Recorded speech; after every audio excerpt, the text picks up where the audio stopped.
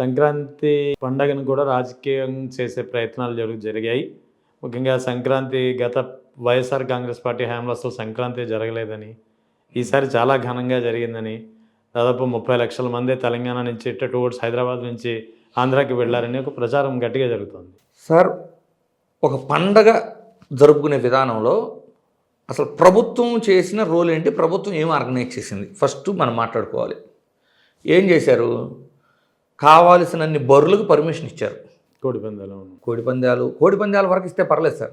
స్వయాన ఇక్కడ ఒకటి గుర్తుపెట్టుకోండి, కల్చర్ ఓ 2-3 రోజులు ఎవరు ఇప్పుడు దాని గురించి తప్పని మాట్లాడే ఉద్దేశం నాకు కూడా లేదు. కానీ హైకోర్టు ఏం చెప్పింది? జోదము, గుండాట ఇలాంటి వాటిని ఎంకరేజ్ చేయొద్దు. అవసరమైతే 144 సెక్షన్ పెట్టండి, డబ్బును ఎక్కడికక్కడ సీజ్ చేయండి అని చెప్పింది. చెప్పిన తర్వాత గౌరవ ముఖ్యమంత్రి గారు, గౌరవ ఉప ముఖ్యమంత్రి గారు వాళ్ళ మీటింగ్లో ఏం చెప్పారు? గుండాట, జోదం కూడా సహజంగా ఆడుకుంటారంట. అది కల్చర్ అంట, గోదావరి కల్చర్. మీకు కోడి పందాల వరకు కల్చర్ అంటే యాక్సెప్టబుల్. అవును.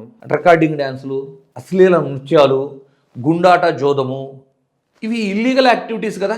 లీగల్గా అయినా మన సంస్కృతి పరంగా చూసుకున్నా కూడా కరెక్ట్ కాదు కదా. అవును.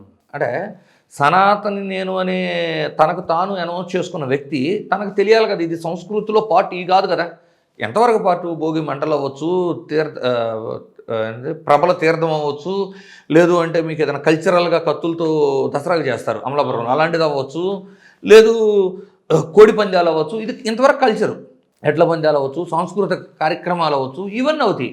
ఒక జోదము, ఒక గుండాట అంటే కంప్లీట్లీ ప్రజల జేబులు చిల్లు పెట్టే క్యాషినో టైప్ థింగ్స్ అండ్ అశ్లీల నృత్యాలు కల్చర్లో పాట మనకి కాదు కదా. దాన్ని అంటే ఇది కోర్టు ధిక్కారనే కదా. 1, 2 అసలు హైదరాబాదు నుంచి ఆంధ్రప్రదేశ్ రావడానికి ఏపీఎస్ఆర్టీసీ ఎన్ని బస్సులు, ఎన్ని సర్వీసులు అరేంజ్ చేసిందో చెప్పమానండి. స్పెషల్ బస్సెస్ ఎన్ని? కేవలం 200 బస్సులు పెట్టారని ఈరోజు పేపర్లో రాశారు. అదే తెలంగాణ ఎన్ని పెట్టింది? వేలల్లో పెట్టింది. ఇప్పుడు దీన్ని క్యాష్ చేసుకుంటుంది ఎవరు? 30 లక్షల మంది వచ్చారు, ఇదివరకు ఎప్పుడు ఇలా రాలేదు అన్నారు. టోల్ దగ్గర మీరు డేటా తీయండి. ఎందుకంటే చాలా క్లియర్గా ఇక్కడ హైదరాబాద్లో ఏం మాట్లాడుకుంటున్నారు చెబుతా చూడండి. ఈసారి సంక్రాంతికి ఎక్కువ మంది ఆంధ్ర వెళ్ళలేదు అనేది ఇక్కడ టాకు. నేను ప్రాక్టికల్గా చూశాను. ఎందుకు అది కూడా క్లియర్గా చెప్తా చూడండి. సంక్రాంతి వస్తే హైదరాబాద్ ఖాళీ అయిపోతుంది, రోడ్ల మీద కబడ్డీలు ఆడుకోవచ్చు, క్రికెట్ ఆడుకోవచ్చు అని కామెంట్లు పెట్టేవాడు, ఫోటోలు పెట్టేవాడు. చాలా కాలంగా అదే ప్రచారంలో ఉంది. ఈసారి ఏమైంది? అసలు ఎక్కడ రష్ తగ్గల, ట్రాఫిక్ తగ్గల. అసలు సంక్రాంతి అంటే ఏదో hotels, east to west world run చేసే పలావ్ స్టైల్ ఆఫ్ హోటల్స్ వీళ్ళు క్లోజ్ చేసుకొని వెళ్ళారు తప్పితే వాళ్ళ సంస్కృతి పార్టిసిపేషన్ కోసం. నీకు entire Hyderabad as it is అలాగే ఉంది. ట్రాఫిక్ కానివ్వండి, అంటే తగ్గితే ఎంత తగ్గింది? 100% ట్రాఫిక్ నుంచి ఒక 30% తగ్గింది. సో మీరు ఎలా క్లెయిమ్ చేసుకుంటారు? ఈసారి సంక్రాంతి ఎప్పుడూ జరగని విధంగా భారీ ఎత్తున జరిగింది అంటే హైదరాబాదే ఖాళీ అవునప్పుడు అందరూ ఆడకొచ్చారని మీరు ఎలా క్లెయిమ్ చేసుకుంటారు? కేవలం ఏం జరిగింది అంటే విచ్చలవిడితనంతో ప్రోగ్రామ్స్ నడిచినాయి. ఆబ్వియస్లీ ప్రజలకు అది ఇష్టం. నాణ్యమైన మద్యం ఇస్తానన్న హామీని నమ్మి ప్రభుత్వం ఏర్పడుతున్నప్పుడు ప్రభుత్వాలు కూడా ఏం ఆలోచిస్తాయి? వీళ్ళకి కావాల్సింది ఇవే, విద్యా వైద్యం కాదు. వీళ్ళకేం కావాలి? క్యాబరీ డ్యాన్సులు, రికార్డింగ్ డ్యాన్సులు, గుండాటలు, జోదము ఇవే కావాలని అర్థం చేసుకునేది ప్రభుత్వం కూడా. ప్రభుత్వం తప్పే ఉంది సార్ ఇందులో. నాణ్యమైన మద్యం అనేది ఒక హామీగా ఇస్తే దానికి ఎగబడి ఓట్లు వేసిన తర్వాత వాళ్ళు ఏం ఆలోచిస్తారు? జగన్మోహన్ రెడ్డి గారు అన్ని సంక్షేమ పథకాలు ఇచ్చారు అంటే సంక్షేమ పథకాలు ఇస్తే ఓట్లు పడవు కాబట్టి ఇవ్వవసరం లేదు. ఆయన విద్యా వైద్యానికి నాడు నేడు పెట్టేసి అంతలా డెవలప్ చేశాడు, ఆయన ఓడి ఇచ్చారు. సో వీళ్ళకి కావాల్సింది విద్యా వైద్యం, సంక్షేమ పథకాలు, డెవలప్మెంట్ కాదు. వాళ్ళకేం కావాలి? నాణ్యమైన మద్యం కావాలనుకున్న వాళ్ళకి ఓకే, సంక్రాంతి 3 రోజులు విచ్చలవిడితనంగా ఎంజాయ్ చేయనండి. ఆ ఎంజాయ్మెంట్ ఖుషీలో ప్రతి సంవత్సరం సంక్రాంతికి ఈ ప్రభుత్వం ఉంటేనే మనకు రికార్డింగ్ డ్యాన్సులు ఉంటాయి, ఈ ప్రభుత్వం ఉంటేనే గుండాట వచ్చింది, ఈ ప్రభుత్వం ఉంటేనే జోదం వస్తుంది. ఇదే నాలెడ్జ్ ఉంటుంది కదా. సో 30 లక్షల మంది వచ్చారు అని ఒక క్రెడిబిలిటీ తీసుకునే పాయింట్ ఆఫ్ వ్యూలో అక్కడ అనౌన్స్ చేస్తే ఇక్కడ ఏమైంది వెంటనే ఒక అంటే క్రెడిట్ తీసుకుందామని వాళ్ళు ఆలోచిస్తున్నారు. ఇక్కడ హైదరాబాద్లో వెంటనే ఈ ప్రాంతీయవాదాలు వచ్చేసి రాజకీయ కోణంలో రాజకీయంగా బెనిఫిట్ అవడానికి కొన్ని పార్టీలు మళ్ళీ విద్వేషాలు రెచ్చగొడుతున్నాయి. సో హైదరాబాదులో ఉన్న సెటిలర్స్ కూడా భద్రత కల్పించాలి అంటే ఆంధ్రప్రదేశ్ నుంచి మనం మాట్లాడేటప్పుడు కొంచెం జాగ్రత్తగా మాట్లాడాల్సిన అవసరం అయితే ఉంది. సో కేవలం 30 లక్షల మంది వచ్చారు, గతంలో ఎప్పుడు జరగని విధంగా జరిగింది, గత ప్రభుత్వంలో అసలు సంక్రాంతి జరగలేదు, మా టైంలో బాగా జరిగింది క్లెయిమ్ చేసుకోవాలనే ప్రొసీజర్లో హైదరాబాద్లో ఉన్న సెటిలర్స్ మీద తెలంగాణ వాళ్ళని రెచ్చగొట్టే విధంగా ఇది రాజకీయ కోణం అయిపోయింది కదా, ఒక వైషమ్యాలు వస్తున్నాయి కదా. సో కొంచెం మెచ్యూర్డ్గా ఆలోచించాల్సిన అవసరం అయితే ఉంది.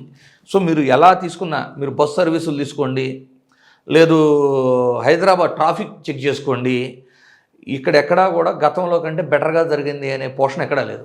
గతంలో జరిగిందా లేదా పక్కన పెడితే రైతుల దగ్గర డబ్బులు లేవు సార్, అన్ని రకాల పంటలు నష్టపోయారు. చూసుకోండి, పొగాకు నష్టం జరిగిందా, మిర్చి జరిగిందా, పత్తి జరిగిందా, చిని అంటే బత్తాయి జరిగిందా, ఉల్లి రైతులు నష్టపోయారా, టమోటా రైతులు నష్టపోయి ఉండారా, మామిడి రైతులు నష్టపోయి ఉండారా, వరి గతంలో 1800 జగన్మోహన్ రెడ్డి గారు 1800 ఈరోజు 1100 1200 అమ్ముకున్నారా. సో నిమ్మ రైతు ఎవరిని తీసుకున్నప్పుడు ఏ రైతు లాభం లేనప్పుడు, మొక్కజొన్న రైతులు నష్టపోయారా, ఏ రైతుకి లాభం లేనప్పుడు, అసలు యాక్చువల్గా సంక్రాంతి పండగ అంటేనే రైతువారి పండగ, రైతుల పండగ, పండించిన చేతికి వచ్చి కదా డబ్బులు ఉండి కొత్త బాటలు కొనుక్కొని హ్యాపీగా ఇంటిళ్ళ పాది చేసుకునే పండగ సంక్రాంతి. అలాంటి సమయంలో ఆంధ్రప్రదేశ్లో ఏ ఒక్క రైతు దగ్గర డబ్బులు లేకుండా, ఏ ఒక్క రైతు ఆనందంగా లేనప్పుడు ఈ పండగ సెలబ్రేషన్స్ భారీ ఎత్తున జరిగాయి అంటే మీరు చేసుకున్నారేమో. అంతేగాని నిజంగా ప్రజల దగ్గర డబ్బు లేదు సార్. మీకు చెక్ చేసుకోవాలి అంటే ఏదైనా వస్త్ర దుకాణం దగ్గరికి వెళ్ళి అడగండి, సార్ సేల్స్ ఎలా ఉన్నాయి అని అడగండి. అటు క్రిస్మస్కి సేల్స్ లేవు, న్యూ ఇయర్కి సేల్స్ లేవు, సంక్రాంతికి సేల్స్ లేవు. ఎందుకంటే ప్రజల దగ్గర పర్చేసింగ్ కెపాసిటీ తగ్గిపోయింది, ప్రజలు ఆర్థికంగా చిదిగిపోయి ఉన్నారు, ప్రజలు రైతు వారీగా నష్టపోయి ఉన్నారు. పిల్లలు ఉన్న వాళ్ళ పరిస్థితి ఏంటంటే అప్పులు చేసి ఫీజులు కట్టాల్సి వస్తున్నారు. ఫీజు రీయింబర్స్మెంట్ ₹1 రిలీజ్ చేయలేదు ఇప్పటిదాకా.